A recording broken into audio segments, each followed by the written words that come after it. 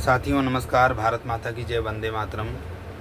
यत्र तत्र सर्वत्र भगवान राम का जो अस्तित्व है, भगवान राम की जो परिकल्पना से अच्छा है कि भगवान राम का जो यथार्थ है, भगवान राम की जो स्वीकार्यता है पूरे विश्व में,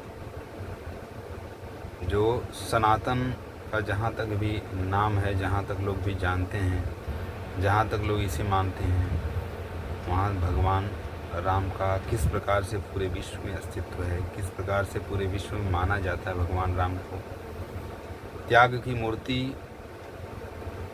जब एक मनुष्य के अवतार में भगवान राम ने अवतार लिया तो एक आदर्श स्थापित करके गए, जो आदर्श न जाने कितनी पीढ़ियों से, कितनी शताब्दियों से लेकर, कब से लेकर आज तक लोगों के मन में वह चरित्र, वह राम चरित्र आज भी जीवित है।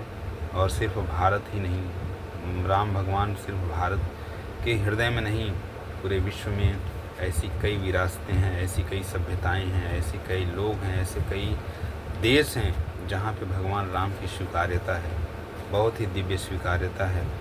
एक लेख है रवि कुमार जी का, आपके समक्ष रखता हूँ। राम का ऐसा नाम है जो एक बार उसकी शरण में आ जाए वह सब चिंताओं से मुक्त हो जाए। भारत ही नहीं, विश्व भर की दृष्टि आज अयोध्या में विराजित भगवान राम के मंदिर और रामलला पर है। राम का नाम भारत में ही नहीं बल्कि पूरे विश्व में व्याप्त है। विश्व भर के 60 से अधिक देशों में राम कथा का प्रभाव है।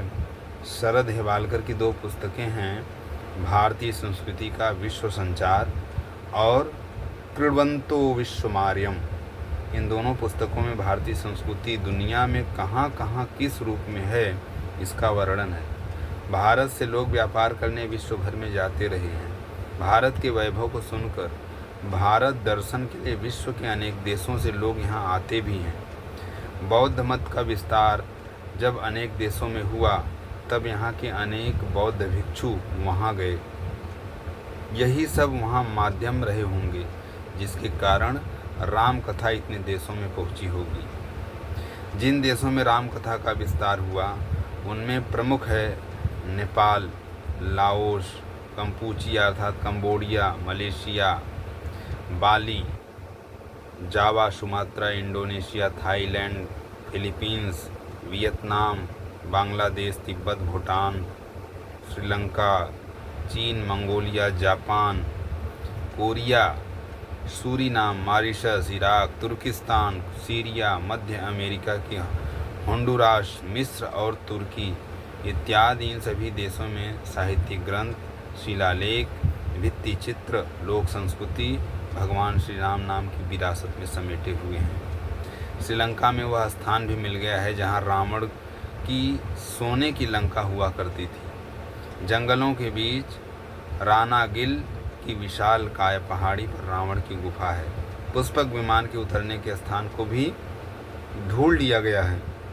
श्रीलंका के अंतर्राष्ट्रीय रामायण रिसर्च सेंटर व पर्यटन विभाग ने मिलकर रामायण से जुड़े पुरातात्विक व ऐतिहासिक महत्व के 50 स्थानों को ढूंढा है। जावा के प्रम्बनन का पुरावशेष चंडी सेऊ तथा चंडी लाराजोंगरांग जो स्थान है, इस परिसर में 235 मंदिरों के भग्नावशेष हैं। इन मंदिरों का निर्माण दक्ष नामक राजकुमार ने 9वीं शताब्दी के उत्तरार्ध में करवाया था।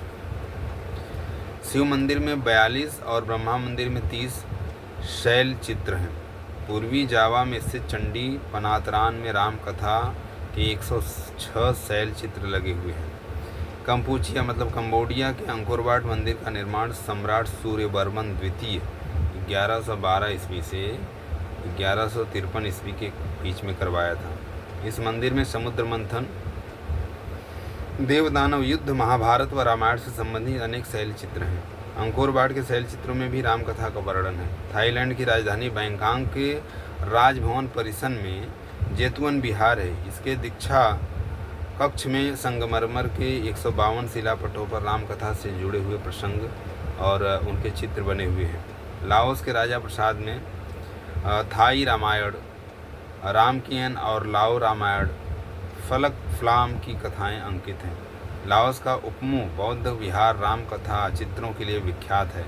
थाईलैंड के राजभवन परिसर में सरकत बुद्ध मंदिर की दीवारों पर संपूर्ण थाई रामायण रामकीन को चित्रित किया गया है। वियतनाम के बोचान से एक क्षतिग्रस्त शिलालेख मिला है जिस पर संस्कृत में लोकस्य गतागतिम उकेरा हुआ है। दूसरी या तीसरी शताब्दी में उकेरा गया यह उद्धरण वाल्मीकि रामायण के एक श्लोक की अंतिम पंक्ति है। क्रुद्धमाज्ञाय रामं तु वसिष्ठः प्रत्युचावः जावर लिपि जानिते लोकस्यास्य गतागतिम। अयोध्या कांड 110.1। वियतनाम के त्रा क्यू से मिले एक और शिलालेख जिसे चंपा के राजा प्रकाश धर्म ने खुदवाया था, इसमें महर्षि वाल्मीकि का स्पष्ट उल्लेख है। इंडोनेशिया की रामायण काकमिन 26 अध्यायों का एक विशाल ग्रंथ है। इंडोनेशिया के पहले राष्ट्रपति सुकार्डो ने पाकिस्तानी प्रतिनिधिमंडल के एक प्रश्न के उत्तर में कहा था कि भले ही इस्लाम हमारा मजहब है, पर राम और रामायण हमारी संस्कृति है। लाओस में राम कथा पर आधारित 4 रचनाएं उपलब्ध हैं। फ्रलक फ्रलाम राम जातक, ख्वाब थोरफी, ब्रह्मचक्र और लंका नेई। थाईलैंड का रामकथा साहित्य अत्यंत समृद्ध है। वहाँ 6 प्रकार की रामायण उपलब्ध है। तास्किन रामायण, सम्राट राम प्रथम की रामायण, सम्राट राम द्वितीय की रामायण, सम्राट राम चतुर्थ की रामायण, इसको पद्मातक कहा जाता है, और सम्राट राम चतुर्थ की रामायण संवादात्मक है, और सम्राट राम षष्ठ की रामायण गीति संवादात्मक है। बर्मा में रामकथा साहित्य की 16 रचनाओं की जानकारी मिली है, जिनमें रामवत्थु कृति प्राचीनतम है। मलेशिया में रामकथा संबंधित 4 रचनाएं उपलब्ध हैं। हिकायत शेरी राम, पातानी राम कथा, हिकायत महाराज रावण। इस प्रकार से हिकायत श्री राम हिंदू रामायण महाकाव्य का मलय साहित्यिक रूपांतरण है। फिलीपींस की रचना महालादिया लामान का स्वरूप रामकथा से बहुत मिलता जुलता है। चीन में रामकथा बौद्ध जातकों के माध्यम से पहुंची। वहां अनामक जातक और दशरथ कथा नाम का क्रमशः 3री और 5वीं शताब्दी में अनुवाद किया गया था। तिब्बती रामायण की 6 पांडुलिपियाँ तुनहुआन नामक स्थल से प्राप्त हुई है। तुर्किस्तान के भाग पूर्वी खोतान की भाषा खोतानी है। खोतानी रामायण की प्रति पेरिस पांडुलिपि संग्रहालय से प्राप्त हुई थी। मंगोलिया में रामकथा पर आधारित जीवक जातक नामक रचना है, और इसके अतिरिक्त भी वहाँ अन्य कई सारी रचनाएं हैं।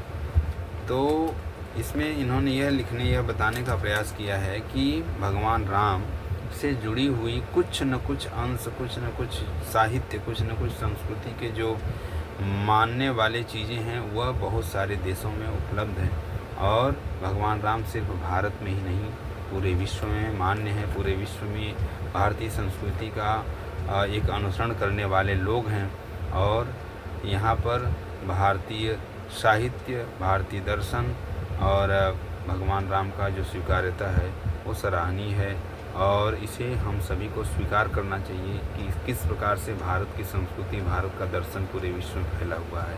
जय हिंद, जय भारत, धन्यवाद।